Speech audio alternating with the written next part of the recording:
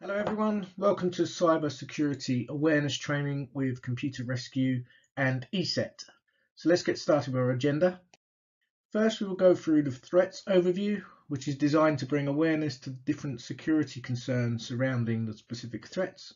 Next, password safety. We'll run through some of the best practices, not just when creating passwords, but utilizing them as well. Then web protection, which will go through different things to know about when utilizing the internet. Email protection, which will focus on email-borne threats and spam. And then finally, we'll finish up with preventive measures. So one thing that's done every year is the Institute Cost of Data Breach study. It's an interesting study because they found that only 47% of data breaches were malicious. 53%, or the majority, were not malicious in any way. 28% of those are human error, which we'll get into in the next slide, and 25% of those are down to process failures. Process failures basically means you bought a product, you never got it employed, or you bought something and you never put it into place. Kind of like if you purchase a security system, but you never arm it. Human error, on the other hand, can be lost or stolen devices. Most commonly, people think when it comes to losing or having a device stolen, it's going to be lost or stolen from a coffee shop or from the train or from out of your car, somewhere that doesn't necessarily feel safe. In fact, the majority of devices are lost and stolen from work, so places where people wouldn't expect their device to be lost or stolen from, especially the work area, as it's very surprising to most people, being that it should be secure. Then malicious breaches. Malicious breaches are split into three different categories. Malware being the majority of these malicious breaches, hacking the next biggest, and then social engineering. If you don't know what these are, don't worry, we'll cover them in the next few slides. So, malware, phishing, and social engineering are the main forms of threats that are happening when it comes to data breaches. First, let's look at malware. There are many types of infections, including computer viruses, worms, Trojan, rootkits, ransomware, and spyware. Often several of these are combined into one attack. The most talked about one this year is ransomware, and it's the one that encrypts all of your files that you lose access to them, then asks you to pay a ransom in order to regain access. Careful though, usually despite paying, you never regain any access to any of your files. What's important to know about malware is that malware continues to grow. This is a graph that comes from AV tests that shows the growth of malware over recent years. On the left-hand side is total number of malware. This is grouped by the year, and as you can see, it continues to grow year on year. Now we're at a point where on average we see about 390,000 unique threats per day. It's important to know that unique threats do not mean the same thing, as they're extremely dissimilar. What I mean by this is lots of threats are changed in the smallest amount possible to evade detection, so that it could be one little part of a code or it could be one byte of the application. Malicious threats are targeted in order to have a higher penetration rate or success rate. What that means is that people will go to and find out what they're trying to attack.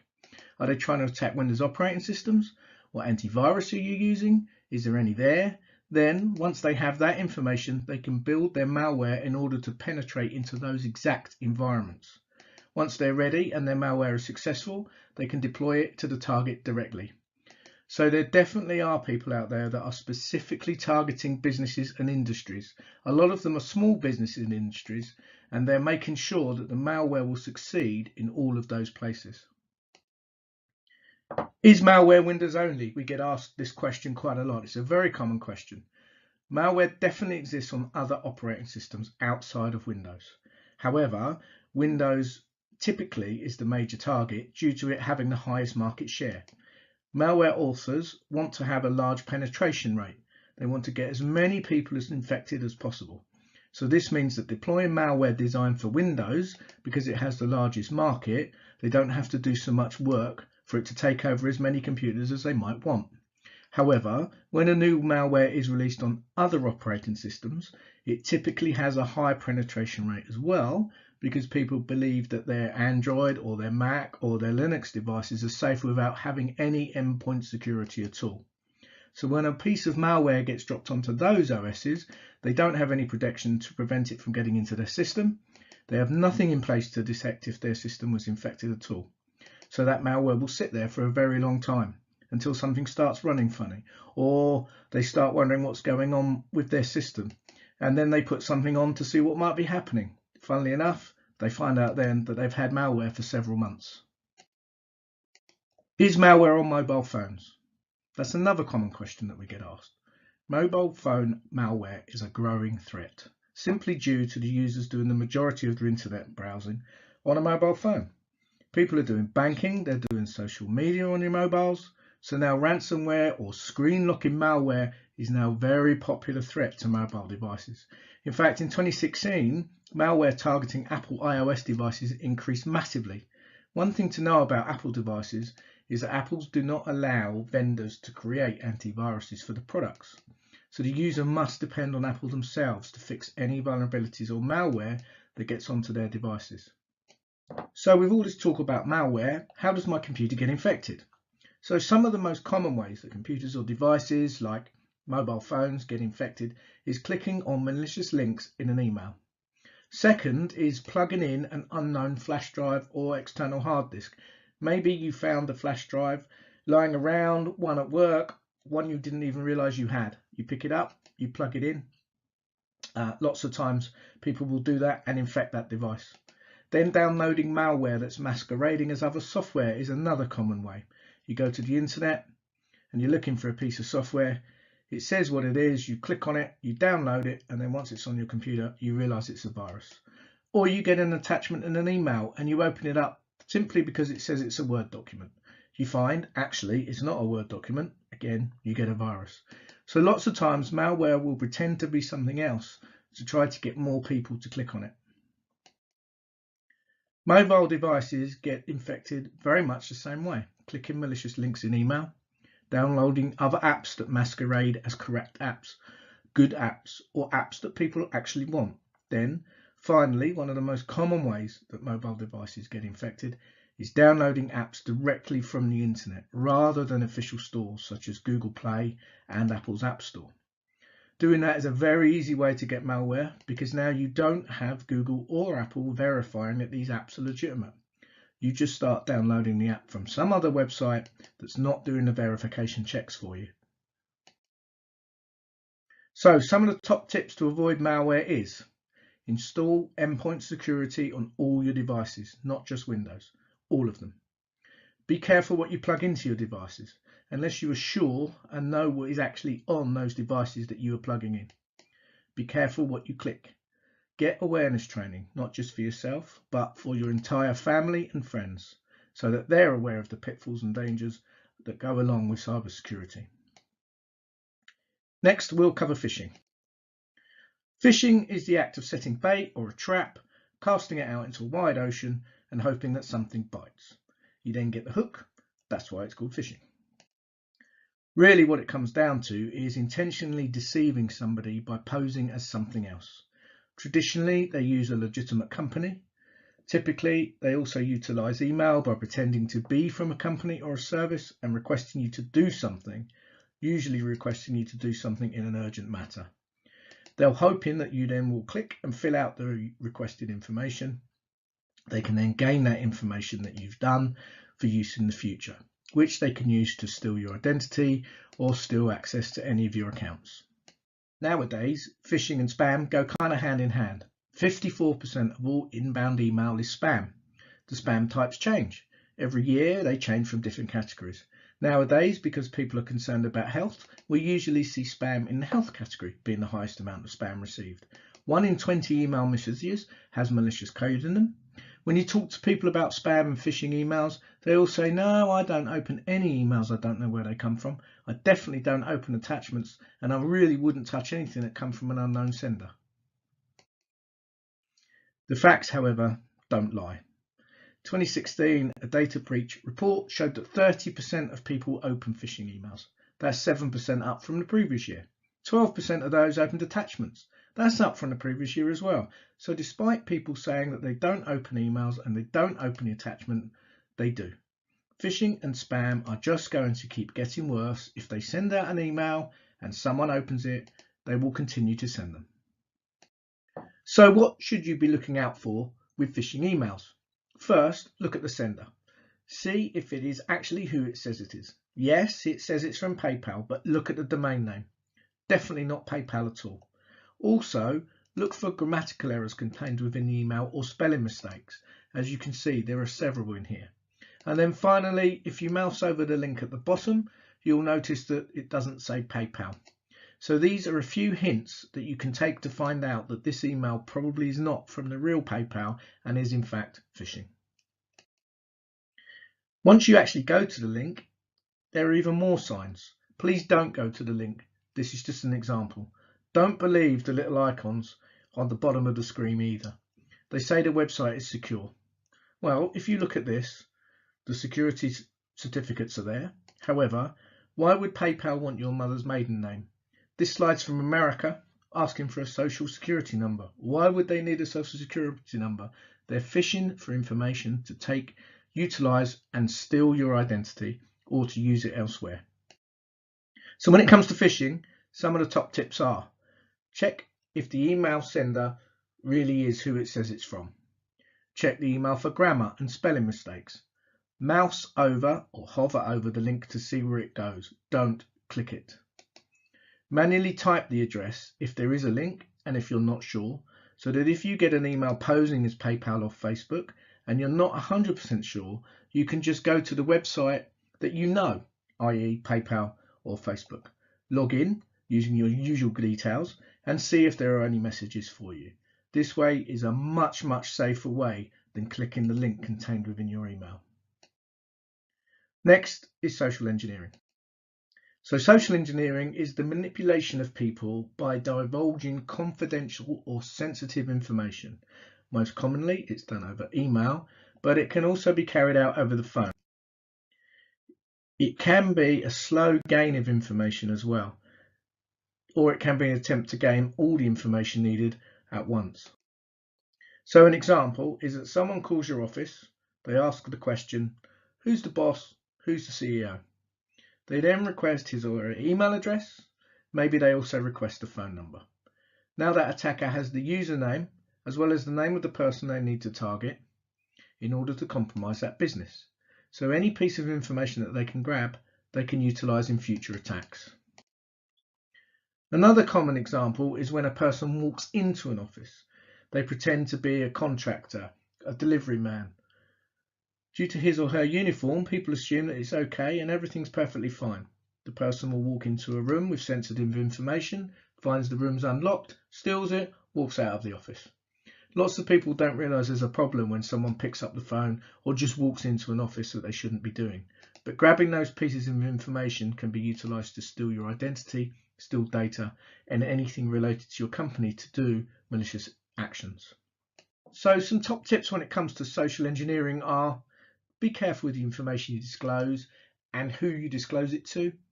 Don't just go by what someone looks like in a uniform. It may not be genuine. If it's a caller on the phone and you're not sure, hang up, call back their official company, get a verification. Use this tip at home as well. Password safety. So first, can these answers be found on your Facebook account or other social media accounts? Things like, what city did you grow up in? What's your dog's name? What high school did you go to? What's your favourite book? What's your dream job? What's your mother's maiden name? Most people, these questions, if it can't be found on social media, they'll know people that know the answers to these questions. The problem with doing this is because of security questions. Security questions exist on pretty much every website that requires a username and a password. So, for instance, does something like this look familiar? It asks you first to enter your birthday. Then it asks for your security questions. As you can see, these security questions are ones that I showed you in a slide before. So this is especially a concern when people's Facebook, Twitter or other accounts are public. Anyone can search the internet, find your account, then view the information on that account. So the best practice is not to be honest when filling out these questions. Just treat the security questions as another password field. If it asks for your pet's name, don't put your pet's name. Put something completely unrelated in that blank field. If it asks for your mother's maiden name, do the same thing. Put something completely unrelated in there. So now you don't have a security concern with being able for people to find that information about you. The other problem with passwords is not just security question, but its users and poor password hygiene. Typically, users practice risky behavior with respect to passwords, and what I mean by that is people use the same password across multiple websites. Passwords now, very much so, can be the gateway into identity theft, and that's because everything we do nowadays is on the internet. Our bank's on the internet, our social media accounts are on the internet, email, everything goes through there. Once people gain access to your passwords, they really can ruin your life by changing them, sending out emails to people, and accessing accounts that you really just don't want them to. What kind of things indicate poor password hygiene? Well, first, people create passwords. Typically, they may have to create a complicated password based on the requirements of the website or the application that they're using. Because the password is kind of complicated, they have trouble remembering it, so they take it and they write it down on a post-it note, which they slip under their keyboard or stick in their office drawer. Or they have an Excel document held on their computer where they write all of their passwords in. They don't realise that if someone walks by their desk, they can see the password. Chances are you've used the password elsewhere. You've used it on your email or your social media account. If you're saving all of your passwords to your computer in an Excel document, if someone gains access to your computer, steals your computer, or hacks your computer, they have access to all of your passwords as well. The thing that people do is to freely share their password with friends, family members, and colleagues. They don't see a problem with it because they don't think they're ever going to do anything malicious with it. The problem is you don't know that for sure.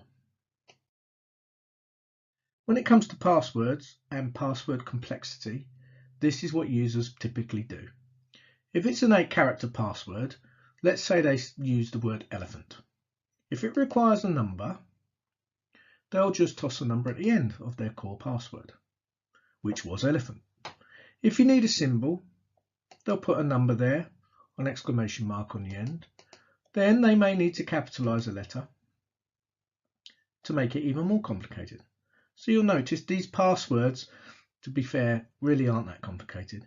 If I knew your password was elephant, then I could go to a website, see what the requirements are required for a strong password on that particular site.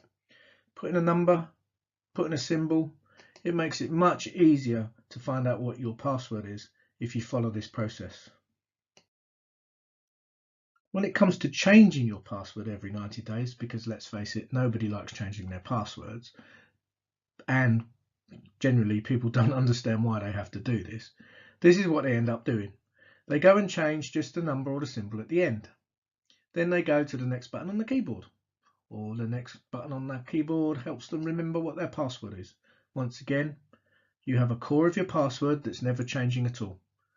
One of the beneficial reasons to changing your password every 90 days is because of data breaches and how often they are currently occurring.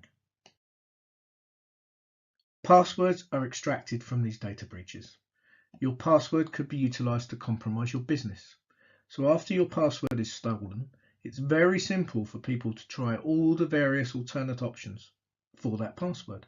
So for instance, if a data breach happened and the password stolen again was elephant, I'd go to a website, maybe Facebook, maybe your email.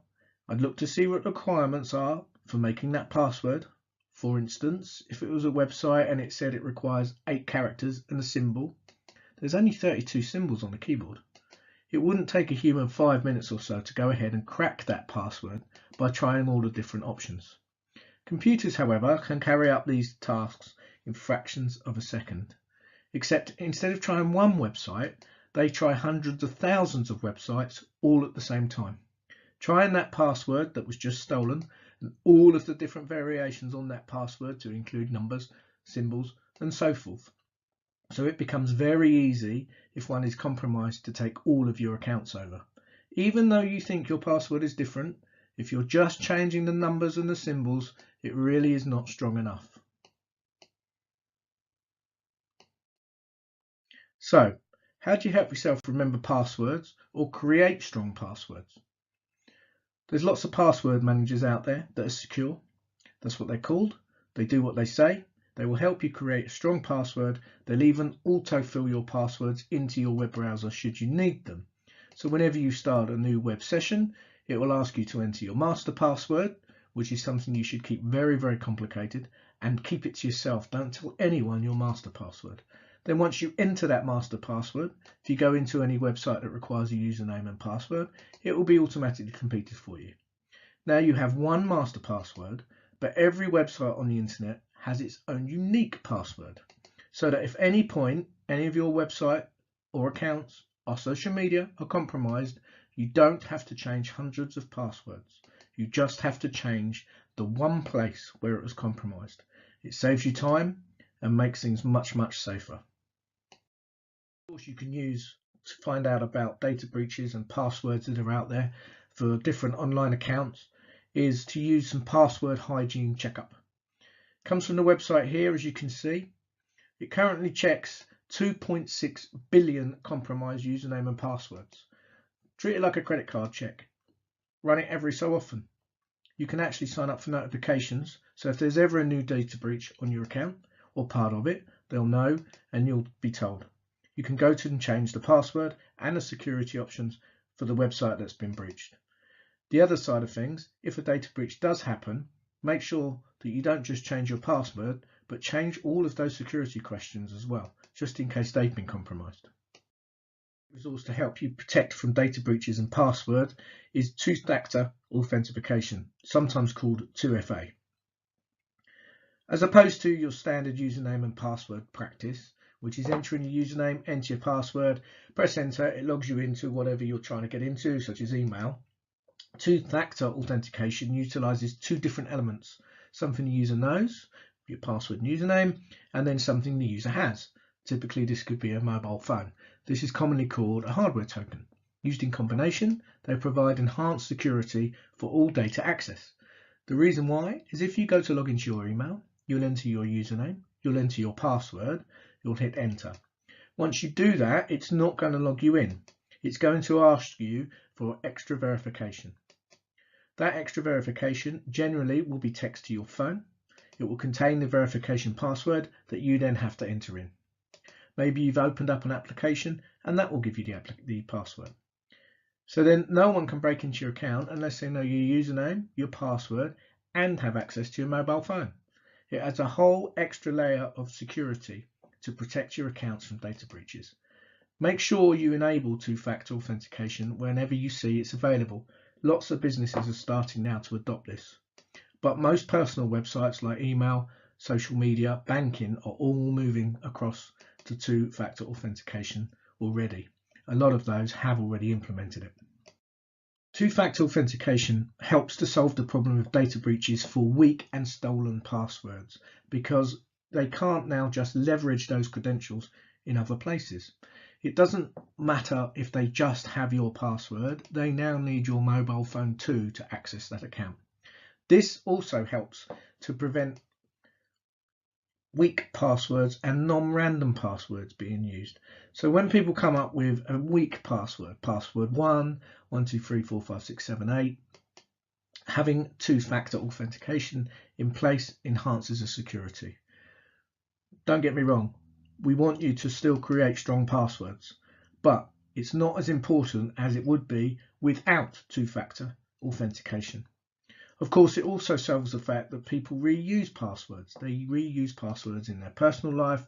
They use the same passwords in their business life. So now putting your business at risk as well. Sometimes we've seen that it's the business are the ones that incorporate two-factor authentication first because users don't practice good password policy. So the business wants to make sure they're protected. Then also people utilize specific data in their passwords, so they'll put in their wife's name or their son's name or their daughter's name or a place of birth in their password as well. Then finally they'll use simple patterns to create what they think are brand new passwords, like elephant 1, elephant 2, or changing the symbol at the end, adding a capital. So two-factor authentication helps with security of all of these password weaknesses that users might have in place. So some of the top tips for password safety. Make sure to use unique passwords across all of your websites and applications. Just have a different one. Enable and utilize two-factor authentication on all websites that allow you to do it. When you're creating security questions, make sure you choose unique, non-truthful answers so that you don't have to worry about someone resetting your password by knowing the information you have in your personal life or finding it on some other website or social media account. If a data breach does occur, make sure to fully change your password, not just the number and symbol, and make sure you change those security questions as well. Internet. The internet is very large, of course, and there are lots of different components that come with internet protection. So first we'll cover search engine safety, then we'll hop into the benefits of web content filtering and what that is. Then we'll go into HTTPS and what secure websites are and how to know if that website you're on is secure. Then public Wi-Fi and some causes for concern when using public Wi-Fi. Then finally this Internet of Things that lots of people are talking about. What is it? What do you need to worry about? And what security do you need to put in place? So first we'll touch on search engines. Nowadays, users really utilize search engines to ask every type of question that they can think of. At work, they're typing in questions on how to do their job. What's this formula? What's that formula? What does this mean? How can I create this plan? How do I download a document or a template that looks like this already?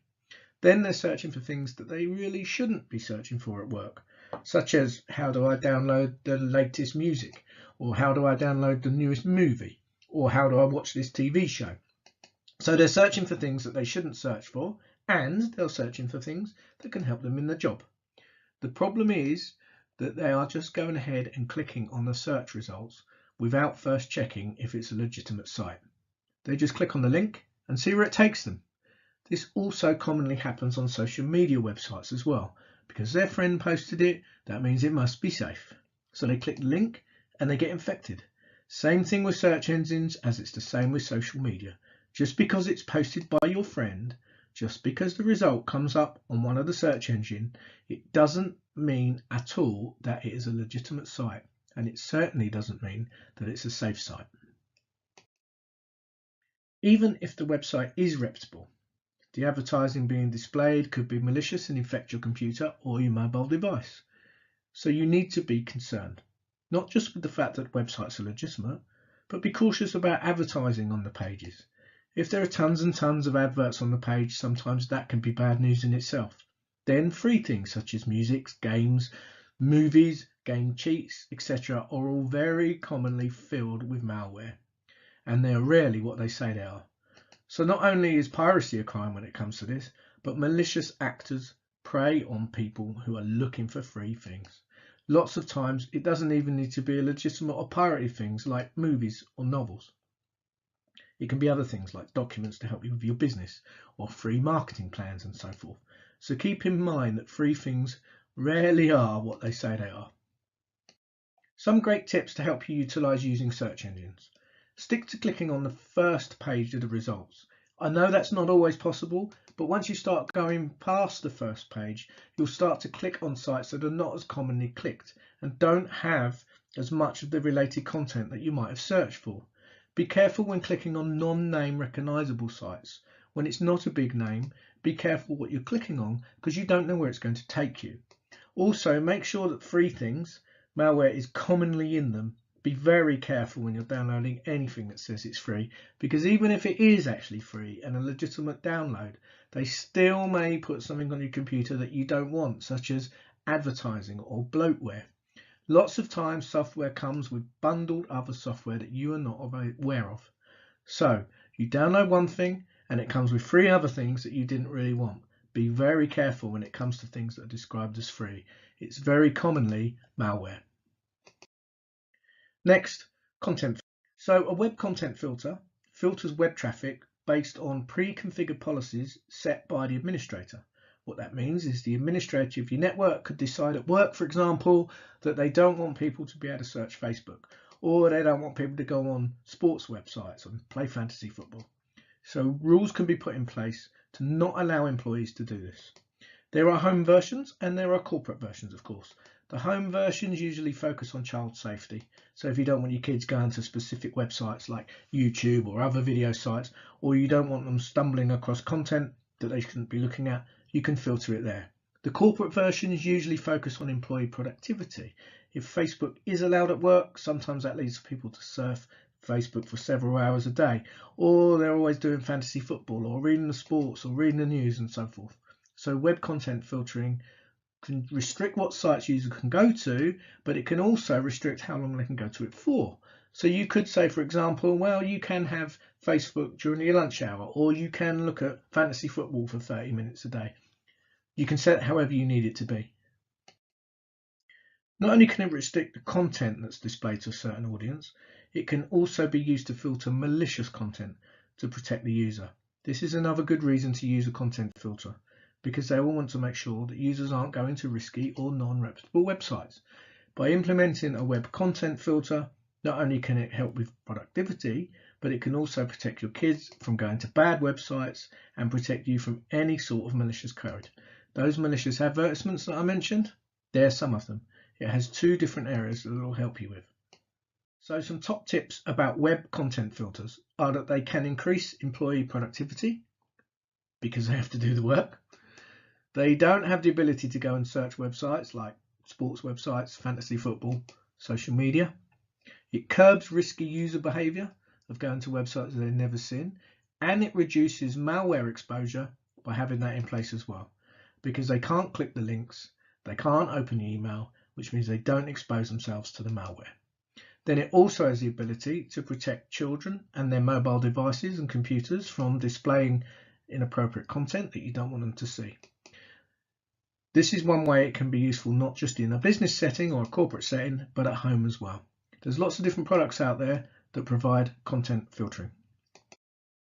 Next, HTTPS or secure internet. So HTTPS is a protocol for secure communication over a computer network. It's widely used on the internet. In fact, Google have recently implemented a HTTPS policy across most of its sites. It's typically noted by displaying a green lock on the website address bar. Basically, HTTPS is going ahead and making sure that the traffic that is being sent from you to whatever party is requesting it, without anyone in the middle reading it, intercepting it, or taking a look at it. So it's sending it securely to wherever you might want it to go. No sensitive information should be typed into a page that's not secured by HTTPS. So if there's a page requesting your information, like your phone number or your email, especially things like credit card, make sure it is secured by HTTPS before you type any of that information in. Because when you do, and if you do, you don't know where it's going to go. You don't know who could be looking at it. You don't know who could be intercepting it. So if you want to make sure beforehand, make sure it's secured. It's kind of like if you had a credit card and you're in a crowded area. You wouldn't leave your credit card out on the table because anyone walking past could take a picture of it. They could see it and use it. Works the same way with the internet, secure communication and HTTPS. Even though the page is secured by HTTPS though, it doesn't automatically mean the page is safe. Sometimes people pretend to make it look like HTTPS. They put fake icons in places. They write on the screen that it's HTTPS. Sometimes HTTPS has been compromised based off computers not doing it properly. So you also want to make sure the website is reputable. HTTPS exists, and then you have a better peace of mind that the place is safe for you to put your information in. Most browsers nowadays have begun to let users know more easily when they are on a non-secure page. Lots of browsers pop up with a red thing on your address bar saying this is not secure, or make you click to continue when you're going to a page that's not secure, letting you know that this is not a place where you should be entering any sort of sensitive or confidential information. Some of the top tips when it comes to secure websites or HTTPS are: be very careful when you enter sensitive information.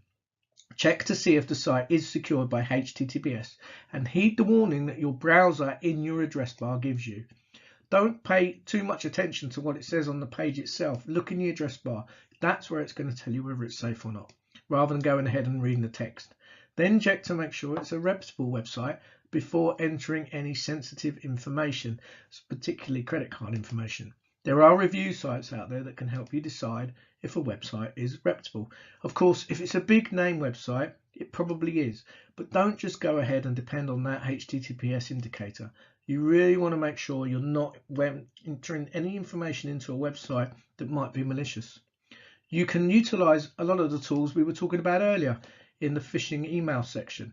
If there are misspellings on the website, grammatical errors on the website, if things don't look right, if their icons don't look right, these are good identifiers that this is not a website that you want to be putting information into. Internet protection overview, public Wi-Fi. So public Wi-Fi is generally non-secure or non-password protected networks that users can connect to for free. Typically, they're found in hotels, coffee shops, libraries, many other public places. They're a way for you to get onto the internet so that you can have a look, connect with your devices without having to spend any of your data limits. So what you need to do when it comes to these public Wi-Fis is not to assume that a network named library is actually the wireless network in the library. Lots of times malicious actors will go and set up a Wi-Fi hotspot at the library and call it public library or the hotel or wherever you happen to be. These people are hoping that you will connect to their fake network and send over some sensitive information. So it's very important that you verify with the business owner the name of the network so that you're connecting to the proper one and not connecting to a malicious network. Public Wi-Fi in general is very insecure, so please treat that every single public Wi-Fi connection as compromised or unsafe. What this means is that you shouldn't utilize any sensitive websites when connecting to them. This includes your banking, social media, anything that needs a password. The reason is that all data can be intercepted by somebody else on the network, or it could be a fake or malicious one, and then they will steal your passwords and your data that you've put in all the time you've been connected. So if you need to access any of these sensitive websites, utilize your mobile phone and do it through 4G. Don't connect it via Wi-Fi. It makes it much harder for someone to steal any information if you're sending out over the internet because you're not connected to the Wi-Fi anymore. You're simply using the mobile phone service. So some tips for utilizing public Wi-Fi are: verify the Wi-Fi name with the business owner prior to connecting. Treat all connections as compromised or unsafe and utilize anti-malware, antivirus, endpoint protection security products to help prevent against cyber attacks when connected. Sometimes not only do they just get your password and user information, sometimes they're able to break into your computer or that device. So having antivirus, anti-malware, malpoint security can go a long way in preventing cyber attacks from happening or somebody compromising your computer, laptop, tablet, phone in the first place. Next, internet. Some of you have probably heard of the Internet of Things. Sometimes it's called IoT. The Internet of Things is basically any non-traditional devices that are connected to the internet. So it's not computers or tablets or mobile phones, it's things like thermostats or cameras or baby monitors, anything that connects to the internet. What they do is they provide an extra convenience level for you because they allow you to change the temperature on your way home so that it's toasty by the time you arrive, or to have a look at your CCTV before you get home to see what's going on. The problem is, although they're very convenient, it now opens up an additional security hole because now your camera can be accessed via the internet. So can your thermostat. It can be accessed via the internet. So not only can you access it, but there is a potential that someone else can as well. So if you connect to it anywhere, so can anybody else. Simply by usually if they guess your password and your username, they can connect. Sometimes people forget to change the default password on these devices. They take them out of the box, they plug them in, and then they connect to them. Or they buy a camera and they may not realize that it has web access. If it does contain web access and you're not going to use it, disable the feature. This prevents anyone from breaking into the device. They won't be able to, not via the web. Make sure all of your devices are kept up to date. Just like your computer or mobile devices, these devices have updates. The updates might not come out every week, but typically they will come out once or twice a year. You always want to make sure that all of your internet devices, cameras, thermometers, CCTV, baby monitors, whatever, are running the latest version of their software. You can usually do this by looking at the supplier or manufacturer's website or by logging into the device itself. Make sure that you do update these. Lots of times these patches or updates are to close security holes that they found over the years, and not simply to add on an extra feature. Next, routers. Routers are generally the first line of defense to protect the Internet of Things devices from exploitation. Pretty much everyone who has internet nowadays has a router. People don't realize that routers should immediately be changed from the default username and password to something unique. I'm not talking about changing your wireless internet and your Wi-Fi password. You will do that anyway. What we're talking about here is the actual username and password to get into the device itself. Lots of times people just leave it at default. The problem is everyone out there who has a certain brand of router or the same brand of router will know what your default password and username is. Admin password with a 1. Make sure you change it straight away to make it harder for anyone to get in and make changes or compromise the security in any way. If someone gains access to your router, they will be able to see all other devices on your network. Now they can find out which devices they want to take over. Maybe they can see what cameras you've got, what you've connected to the internet. So what you don't want to do is make it easy for people to be able to do that. Once you've changed the username and the password, make sure that the router is regularly updated to the newest patches and the latest firmware. Do that in the same way as you would with other devices for the Internet of Things. You can either log into the router itself, it will tell you if there's a new version available. If it doesn't, you can go to the supplier's website, look up the model and see if there's anything out there. If there are, follow the guides to make sure you're always running the newest and latest version of the software to make sure that your security won't be compromised. So, top tips for the Internet of Things are: change the default username and passwords on all devices, including your routers. If you don't utilize web features, disable them on all devices that you don't need it. Make sure all of your IoT devices, including routers, are kept up to date with the newest firmware or patches that are provided. Like I said, suppliers aren't going to email you and tell you there's a new patch available. You have to go and seek it out. Either go to their website or log into the device itself. Email protection. So, email protection covers a lot of different areas. Two-factor authentication, which we briefly touched on, password resets, spam protection, attachment policies, all the ones we're going to go through here. First, two-factor authentication. We covered this a little bit earlier, but now it's more focused around email. It's because email is really important that needs password protection. If someone gains access to your email, they can utilize the password reset function to gain access to other services. Typically, when you press the password reset button, it will send you a mail saying, did you reset your password? Did you attempt to reset your password? Typically, you click the link and then you enter your new password. So as we mentioned earlier, two-factor authentication is a great way to protect your email from being compromised. Definitely recommend that you implement it so that someone can't just gain access to your mail with your password and then utilize it to reset all of your other passwords. So you really want to make sure it's enabled if your service supports it. And most email providers nowadays support two-factor authentication. Companies will have guides on their website, not just walk you through setting it up, but how it can be used as well. Then once set up, the attacker would need your password and your mobile phone enabled to break into your mailbox. So top tips for two-factor authentication and email. Password protect or utilize fingerprint readers to protect your two-factor app in case of a lost device. Most people will have a password already held on their mobile device. They will have a fingerprint reader on their laptop. If someone were to know the password, they wanted to get access to the mobile device, they would also need the fingerprint to get in. So really at that point, there's 3 different things they'd need to break into your email. If there's an option to say that it can enable two-factor authentication with SMS, whilst it's very good, it can be compromised.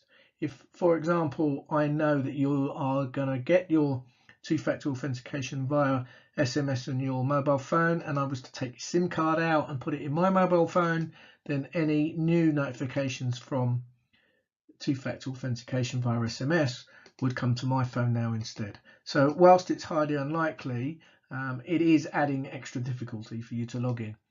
Finally, remember to enable two-factor authentication not just on email, but on critical websites and applications that will allow you to do it. Next, password Reset. So when passwords are forgotten, the ability to reset your password is very convenient. If not utilised properly, this can allow someone to easily take over your account. Some websites do not require any security questions to be answered, nor any additional information besides the account email address to initialise a password reset. So usually when requests for passwords are reset, an email is sent to the email address on file with the information. Monitor these emails and contact the suppliers directly if you see one and you didn't initiate it yourself. Remember the spam and phishing rules from earlier? Social networks are the most common for this. Someone logs in from a weird location. Maybe you go traveling overseas. You'll get an email from a social network saying, hey, is this you? Did you log in at this date and this time? It will say click no if you didn't, or click yes if you did. It's an extra check they're putting in place to make sure it's always you logging into the system. Keep in mind about those phishing emails.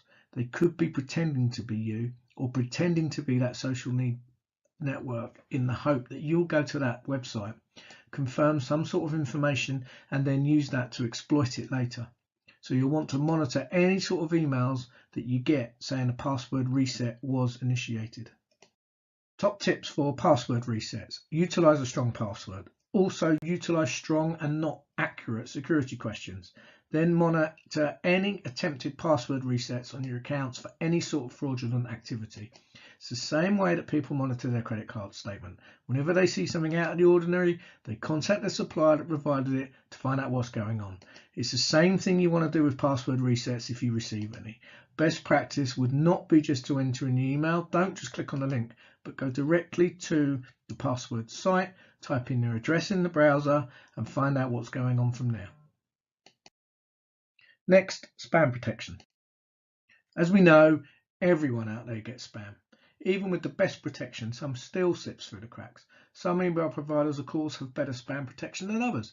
There are third-party anti-spam products out there that can be a supplement to the protection provided by email providers. So if you don't feel as though your email provider is doing the best job they can at protecting you from spam, it does get annoying when you get constant messages sent through your email, and it's not even email that you want to worry about. Utilize extra levels of defense or applications that can help you with this process. When it comes to spam emails, don't open them. Even if you think it's funny, even if something on the subject line's made you laugh and you really want to see what the content is inside. The reason you don't want to open up the emails is lots of times these spam providers have read receipts on their email. So they'll know how many people open the email address, and they'll know what email address opened the email. So when you open it, they know that the email address is legitimate, and they know that you're a real person who is actively checking that email address. You want to be careful not to open them, because now you've just told the spammers, hey, send this person even more spam. The same thing goes with responding to spam emails. You're letting them know you exist and that you're a real person. So now they can go ahead and send you even more. Initially, they'll send out spam to every email address they can think of. Computers will be randomly generating email addresses. They don't know whether an email address is valid or not, so they're testing out the waters and seeing where they get the bites. Be careful when using your email address to sign up for contests or enter websites. The reason is, typically, when you're going to give something for free, they request your email address or something. Lots of times they're going to sell that email address to marketing companies and to other companies to make money. Not all sites do this, but there are a lot that do. So now you're going to give your email address to more people who are going to spam you with more stuff and offers that you really don't want. When posting your email to a public website, like a directory for example, always add special breaks in your email address. Don't write it out in the proper format. Instead of using the @ symbol, put AT in brackets. The site will know what it is, the person at the end will know what it is, but the link can't be copied and pasted and then fed into bot spammers. The reason is spam bots are trolling the internet looking for email addresses. When they find legitimate email addresses, they just send you spam. If you put your email address in a format that isn't traditional, it makes it much harder for them to take your email address and utilize it. Whereas humans reading the address, well, they understand perfectly what it is they're saying. They can send you an email if they ever need to get in touch with you. So top tips for spam protection is utilize a different provider or third-party product if necessary, if spam is a major problem. Get a product in place that will prevent you from getting even more. Never ever click or open or respond to spam messages. When posting email to classified sites, use the following format to keep spam sites from retrieving and using addresses. So once again, here's another example down here. Attachment policy. So when it comes to email attachments are the most common ways to get viruses or malware. Even though an attachment might look like a document, an Excel or a PDF, it might contain a virus or malware. As we saw from the earlier statistics, quite a lot of people open attachments from email addresses that they're unsure of. So they have no idea who they are or what contains. So you want to make sure that the people in your organization and everyone that you know knows that if you don't know who an email is coming from, they don't download or open the attachment. Simple as that. So some of the things you can do to make sure that people are not doing that, other users, family members, colleagues, you can put some rules into place to prevent certain types of attachment files from being sent or received. Of course, some people are going to say that we're not going to be as productive if people can't send us Excel or Word documents via email. That's why maybe the best approach is to train people on what attachments can be harmful, what attachments can we find open, what to look for in these attachments. Scan the attachments with antivirus, anti-malware before you go anywhere near them. So you have a good understanding of when to open attachments and when you shouldn't, because not only sometimes is the attachment that you download immediately infects your computer, but sometimes it will wait for you to open the attachment. Maybe there's a macro in Excel or a Word doc that's going to be executed as soon as you open it. So you want to make sure you're not just downloading, but you're not opening it either. You want to make sure that you don't do any of these things if you don't know who the email has come from. Also, there's sometimes where it may come from a known sender, someone you think is perfectly fine or someone you've done business with in the past. That email may look a bit fishy. If you don't think it's something you're expecting or something they should have sent you, don't click on it, don't open it. Usually when there's something a little fishy, you should let your IT department know. Not all the time will it be from an unknown sender, as we've said, but if it is a little bit worrying, like we saw in those email examples, like grammatical errors or weird links or spelling mistakes, let your IT department know for verification. Or finally, if you're really unsure, pick up the phone and give the person a call and say, hey, did you send me this email? Is this something that I should be worrying about? If they say, no, I didn't send the email, go ahead, get rid of it. The first person on the other side that sent you the email should be able to reset their password, reset their security questions, because they've probably just had a brief and you've let them know. Someone has accessed their email account potentially and now sending out malicious emails to everyone in their address book. It's another part of email security and attachment policies. So top tips for attachment policies are combined training with a clear attachment policy for all employees, users, friends, family. Never open an attachment or save attachments from an unknown user or that come from emails that look a bit fishy. Even though something might look like a file that you don't think is malicious, it doesn't mean that it isn't. So that goes with files that look perfectly fine, like, oh, a Word document will never infect me, or Excel documents never infect me, I get them all the time. Actually, those are the most common places that infections come from. Then, even though it comes from someone you trust, if it looks a little bit fishy, don't open it, don't save it. So, well done for sticking with us. We've gone through a lot of content here to give you some awareness into the cybersecurity industry, but what are some preventative measures that you can take forward and utilise, not just in your business, but at home as well? So, some of the things you can do is utilise an antivirus, or nowadays they're called anti-malware endpoint security products or anti-exploit security products on all of your devices, not just your Windows computers. Define a clear attachment policy coupled with a spam filter, because you want to reduce not just the spam, but phishing emails, malicious emails, and so forth. Implement a web content filter to help with malicious content, inappropriate content, and productivity issues. Utilize unique passwords, not utilizing the same password across multiple websites.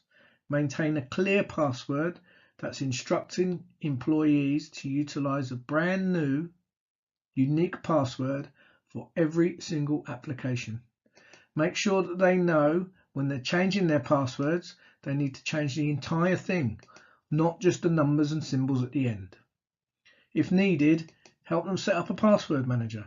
Then they can use that, not just in their business, but also at home. So you want to make sure that you use a password manager that will create strong passwords, and also you won't forget them. Keep all of your internet connected devices up to date, including routers, Internet of Things devices, computers, and mobile devices. Make sure that everything that connects to the internet is always kept up to date. So well done. That's the security awareness training completed. Well done for getting to the end. We hope that you've learned some good valid points with regards to cybersecurity and internet security awareness. Today's presentation has come with Computer Rescue and ESET. If you have any questions regarding cybersecurity, internet security, or IT support in general, please contact us at Computer Rescue. Website and phone number can be found below. Thanks very much.